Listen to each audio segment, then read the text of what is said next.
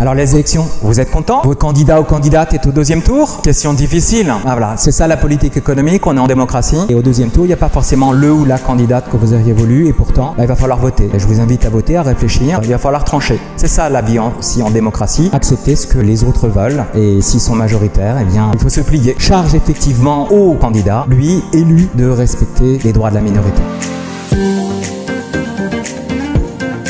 Alors aujourd'hui, on a un sujet pour les jeunes, pour vous les jeunes, la retraite. La retraite à 60 ans, 62 ans, 65 ans. Hein, qui dit mieux? Ça sera sans doute beaucoup plus comme nos amis japonais. 68. Préparez-vous donc à travailler très longtemps. Alors la retraite, c'est gros, c'est 330 milliards d'euros, c'est gigantesque. On cotise en France 32% de ce qu'on gagne pour donner cet argent-là à quelqu'un qui est à la retraite, à des 17 millions de retraités en France. Alors l'idée, c'est est-ce qu'on peut partir à 60 ans? La réponse est oui, à partir du moment où d'autres payent pour cela. Donc l'idéal, ça serait effectivement de tenir compte de la pénibilité et d'assurer à ceux qui ont commencé une carrière très tôt et ont eu un travail pénible de pouvoir les laisser partir à 62 ans. L'idéal, c'est quand même la liberté, bien évidemment, mais c'est aussi la réalité, c'était respecter l'équilibre du système. L'argent qui rentre dans la caisse, il est sorti pour aller vers les retraités, il faut que eux vivent aussi dignement. Vous voyez, il y a quand même une question qui est lourde, d'autant que la vie est de plus en plus longue. Une femme va passer 26 ans à la retraite, un homme 22 ans, et il faut effectivement financer tout cela. Donc c'est un sujet bien compliqué. Moi, je serais d'avis, comptablement et économiquement,